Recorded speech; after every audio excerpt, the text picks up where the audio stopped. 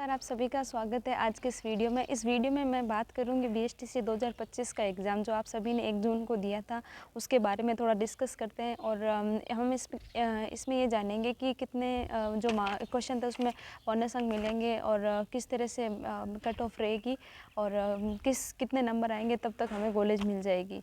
और इससे ये बीएसटीसी क्यों करते हैं सो सब आप लोगों को पता ही है क्यों करते हैं, रीट का एग्ज़ाम देना है तो इसलिए।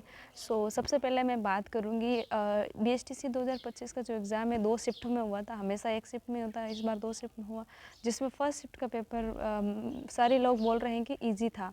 और उसके बाद में सेकंड शिफ्ट का पेपर थोड़ा लेवल का था, जिसकी तैयारी अच्छी थी वो कर सकता है, उस एग्ज़ाम को फाइट कर सकता है। मेरे भी एग्ज़ाम था, मैंने ये पेपर दिया है, ये आप देख सकते हैं मेरे पास पेपर रहा। तो मेरा जो था वो फर्स्ट शिफ्ट में था और ऐसा नहीं है कि फर्स्ट शिफ्ट में भी जो था पेपर हार्ड नहीं था। फर्स्ट शिफ्ट के इंग्लिश के पेपर में जो थे, जैसे कि पैराग्राफ वाला पोर्शन था जो काफ़ी ज़्यादा हार्ड आया था। इसके अलावा पैसेज, और इसके अलावा कुछ ग्रामेटिकल क्वेश्चन है उसमें भी डाउट है। और क्योंकि एक सवाल था आर्टिकल का, उसमें जो था ए एंड द दे रखा था और गुड ब्रेकफास्ट दे रखा था।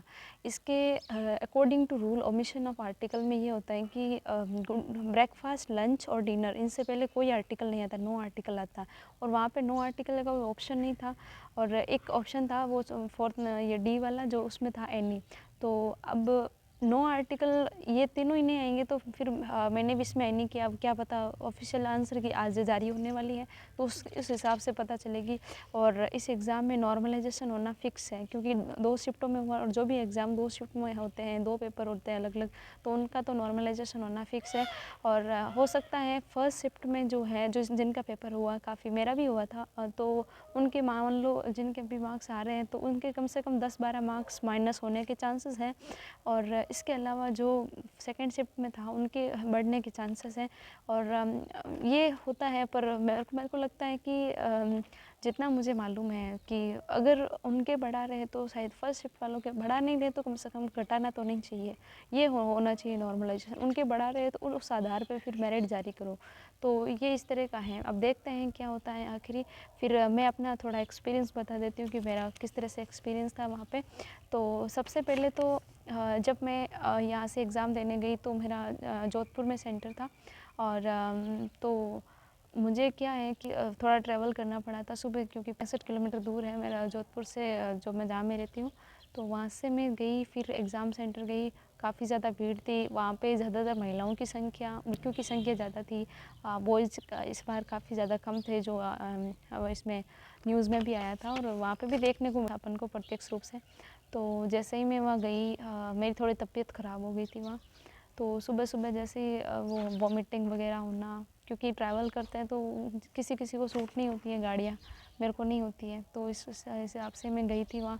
फिर जैसे ही वहाँ एग्ज़ाम देना शुरू किया तो काफ़ी बार हम गलतियाँ करते, और मैंने भी इस बार मैं आपको बताऊंगी कि आपको मैंने जो गलती की वो आप नहीं करें। जो आने वाले बच्चे हैं जिनके मतलब एक अगर नहीं हुआ है और वो वापस देना चाहते हैं, जैसे जिसने 12th पास आउट की है या किसी ने 2 अटैम्प्ट दे दिया हो, तो अगर तीसरा अटैम्प्ट वापस देना चाहते हैं, क्योंकि बाहर वाली बीएसटीसी जो करते हैं उसकी थोड़ी कहते हैं कि वैल्यू कम है, ये सब कुछ है, मेरे को इतना नहीं मालूम है लेकिन मैं जितना बता रही हूँ। तो अगर आप वापस दे रहे हैं तो एक गलती कभी मत करिएगा। आप एक सही गाइडेंस के साथ पढ़ें। 1-1.5 महीना काफ़ी है इसके लिए, ज़्यादा आपको मेहनत नहीं करनी है, लेकिन जो भी पढ़े आप अच्छे से पढ़ें। पढ़ाई में मेरी कोई था ही नहीं, इसलिए मैंने वीडियो भी नहीं बनाया काफ़ी दिन तक। मैंने कहा इसको रहने देते, बाद में भी बना सकते हैं वीडियो तो, लेकिन अपना इसमें नंबर आना चाहिए, ज़रूरी है। तो मैंने क्या किया कि जहाँ एग्ज़ाम देने जस्ट पेपर खोला था, पेपर खोलने के बाद जब आंसर सॉल्व करना, ये क्वेश्चन सॉल्व करना स्टार्ट कर दिया, तो मैंने साथ साथ में वो जो गोले होते हैं ना वो नहीं भरे थे, और उसके लिए फिर मैंने उसको छोड़ दिया सॉल्व करके। फिर जब गोले भरना स्टार्ट, क्योंकि गोले भरने में थोड़ा टाइम लगता है और फिर गलत ना भर जाए, इसलिए सबसे बेस्ट तरीका ये रहता है कि जब आप पेपर दो तो जो भी क्वेश्चन आपने सॉल्व किया उसके साथ साथ में गोले भर दो, ताकि आपको बाद में जो है अगर आपका सही हो रहा है तो वो गलत नहीं हो, क्योंकि गोले भरने मैंने बताया कि कौन कौन सी गलतियाँ नहीं करनी चाहिए, जैसे गोले भरने को लास्ट में नहीं भरने चाहिए, साथ साथ में करने चाहिए। इसके अलावा एक क्वेश्चन था अपने टीचिंग एप्टीट्यूड में, एक नहीं सॉरी 2 थे जिसमें डाउट है अभी। उसमें दोनों ही क्वेश्चन में एक क्वेश्चन था जैसे कि ये फर्स्ट शिफ्ट वाले की जो बी सीरीज़ है, मेरी बी सीरीज़ थी, तो उसमें एक 141वां क्वेश्चन था जिसमें अगर ये था कि यदि विद्यार्थी कक्षा में न आए तो अध्यापक की हैसियत से आप क्या करोगे। तो इसमें दोनों ही आंसर जो है, दोनों ही ऑप्शन राइट हो रहे हैं। जैसे अध्यापन को रुचिकर और प्रभावी बनाने की कोशिश करेंगे, ये भी अपने आप में सही है, और इसके अलावा कारण समझेंगे और उसे दूर करेंगे। तो इसमें फर्स्ट प्रायोरिटी मिलती है कारण को, क्योंकि अगर आप पहले निदानात्मक परीक्षण होगा, उसके बाद उपचारात्मक होगा। तो ये तो जो है कि अध्यापन को रुचिकर तथा प्रभावी बनाने की कोशिश करेंगे, ये आता है उपचारात्मक में। तो सबसे पहले निदान मतलब जिस पहले कारण होगा, उसके बाद उसका उपचार करेंगे। कारण ही नहीं होगा तो फिर उपचार कैसे करेंगे, इस क्वेश्चन में डाउट है। इसके अलावा इंग्लिश का जो क्वेश्चन था, जो मैंने पहले की वीडियो में पहले बता दिया है, तो इस तरह से ये था। अब देखते हैं ऑफिशियल आंसर की आने पर हमें फाइनल पता चलेगा। और इसमें सिलेक्शन जो है, जैसे जनरल कैटेगरी है उनके तो जैसे हाई जाने वाली है, 450 से तो समथिंग ऊपर जाएगी, फिक्स है ये तो।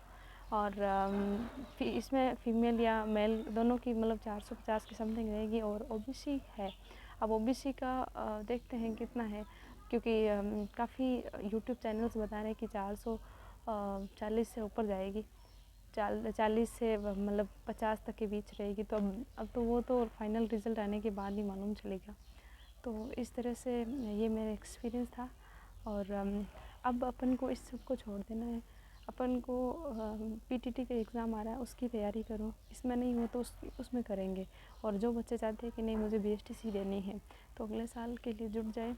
और आप एक मैं बता देती हूँ कि आप जो भी बुक्स लो, किसी भी बुक से पढ़ो, कोई भी कंटेंट पढ़ो, वो सब ठीक है, लेकिन आप जो है टेस्ट सीरीज़ ज़्यादा से ज़्यादा दें।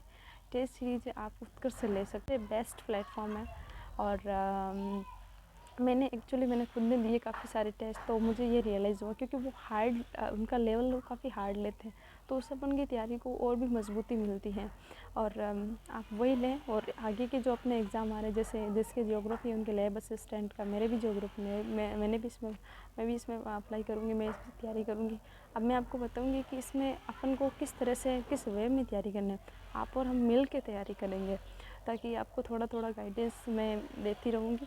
और आप भी, अगर आपको भी लगता है तो आप ज़रूर से कमेंट करके मुझे गाइडेंस देने की कोशिश करें और मेरा सपोर्ट बनाए रखें। इसके अलावा अभी पुलिस का एग्ज़ाम है, पुलिस कांस्टेबल का, तो उसमें भी आप देखो, एक मैं बता रही हूँ, ई पाठशाला क्लासेस, उसमें फ़िलहाल फ्री का ऑफ़र चल रहा है।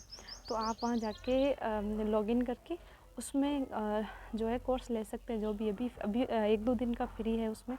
और इसके अलावा जो है आप उत्कर्ष की टेस्ट सीरीज़ ले सकते हैं, क्योंकि उत्कर्ष में थोड़ा महंगा है। अगर फ्री लेना है तो एक पाठशाला क्लासेस से ले सकते हैं। और बाकी आप तैयारी अपनी जारी रखें। Thank you so much.